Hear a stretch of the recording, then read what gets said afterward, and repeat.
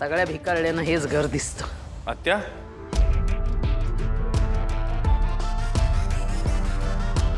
असं तुसडेपणाने कोणाशी बोलत होतीस? तुसडेपणाने अशीच बोलते मी, माहित नाही? मला वाटलं ओळखलं असशील। तुझ्या लाडक्या लेकीसोबत बोलत होते त्या खोट्या खोट्या। कमळीशी? तू कमळीशी अशा भाषेत बोलत होतीस? म्हणजे हा काही प्रश्न आहे तुझा का जाब विचारतोयस मला?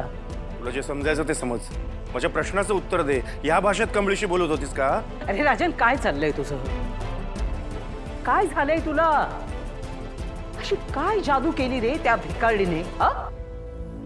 हे बघ, एकतर गरज नसताना तू तिला या घरामध्ये खोटी मोठी नात म्हणून घेऊन आलेलास। काही गरज होती? नशीब तुला लुबाडून गेली नाही। आत्या बास, कमळीबद्दल बोलताना तोंड सांभाळून बोल, 100 वेळा विचार करून बोल।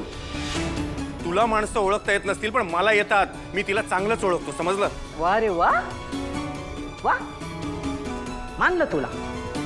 हे जे तुझं विश्वासाचं जे काही ढोंग आहे ना, यातलं 10% तरी देखील तुझ्या स्वतःच्या मुली बाबतीत जर वापरलं असतंस ना, तर ती तुला प्रेमाने बाप म्हणाली असती।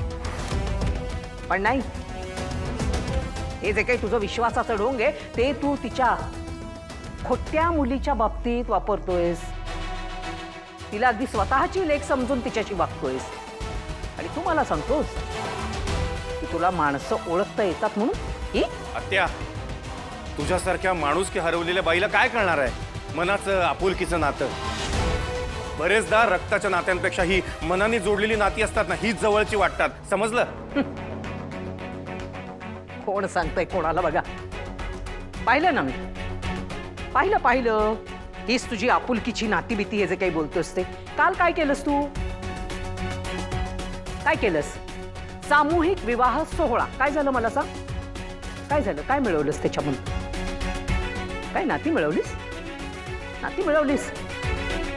अरे इथे लक्षात घे, तुझी स्वतःची आई, जन्मदाती आई, ती सुद्धा तुला आज मानत नाहीये, नजरेसमोर सुद्धा धरत नाहीये। कळतंय का तुला? तुला आठवत असेल तर सांगते, जशी माझी अवस्था केली होती ना तिने, आज तीच अवस्था तिने तुझी केलेली। लक्षात येतंय का तुला? आत्ता तू तिचा मुलगा नाहीयेस, आश्रित आहेस। कोण आहेस? आश्रित आहेस तू इथला। आत्या, आत्ता मी ज्या परिस्थितीत आहे ना, याला कारणीभूत तू आहेस। तुझ्यासारखी विचाराने कर्मदरिद्री सासू मला मिळाली ना, हेच माझं दुर्भाग्य आहे। राजन,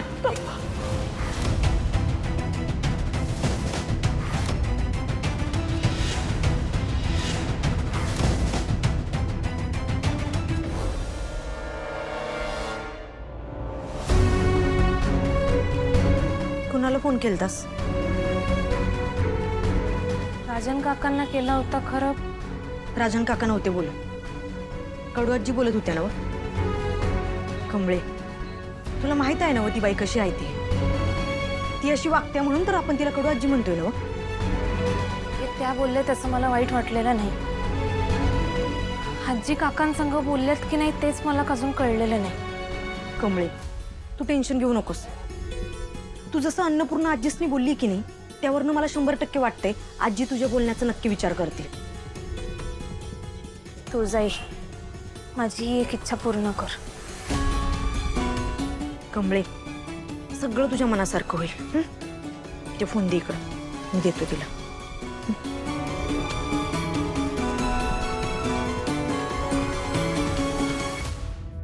हिम्मत कशी झाली तुझी राजनला असं काही बोलायची?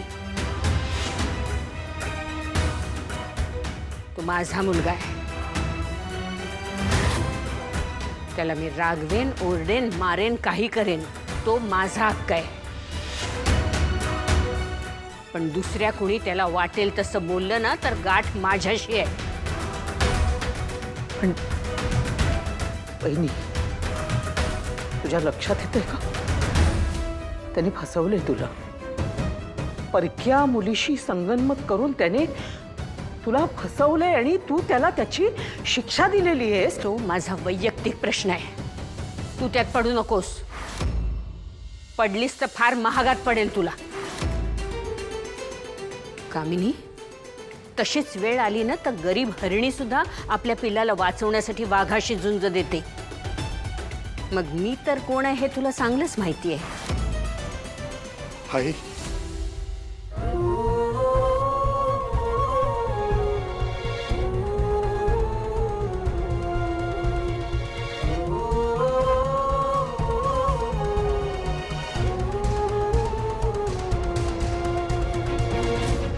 माझा मुलगा आहेस बाळा तू. तुझ्यावर माया करण्याचा मला हक्क आहे, तसाच तुझ्यावर रागवण्याचाही हक्क मला आहे.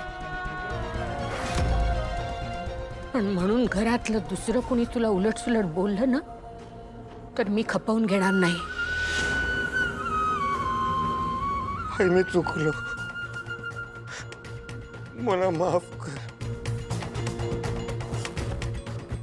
तू चुकला नाहीस, पण तुझा मार्ग चुकीचा होता. पण तो मार्ग निवडण्यामागचा तुझा हेतू तो तर चांगला होता ना. वहिनी, ए वहिनी, काय करतेस तू? अगं, माफी द्यायची याची लायकी नाहीये वहिनी. तुला एकदा सांगून कळत नाही? यापुढे आम्हा मायलेकांमध्ये पडू नकोस. राजनला एक जरी वेडावाकडा शब्द बोललीस तरी याद राख.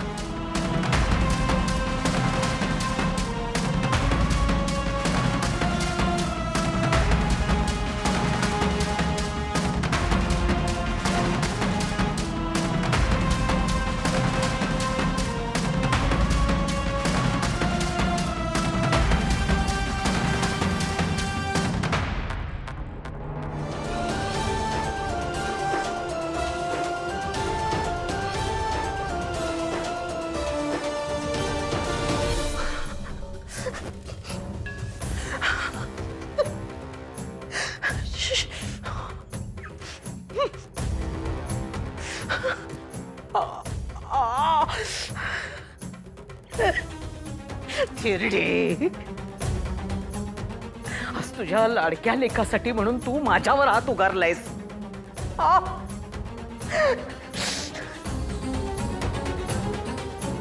बघून घेईन मी, याचा बदला मी पुरेपूर घेणार आहे. प्रत्येक गोष्टीचा हिशोब लिहून ठेवणार आहे मी. अशी सोडणार नाहीये मी तुला. या म्हातारीनं राजनला माफ केलेलं दिसतंय. या म्हणजे पुन्हा माझ्या समोर तिचं पारडं जडत झालं ना. पण हे झालं कसं? आज अचानक म्हातारीमध्ये हा असा बदल कसा काय झाला?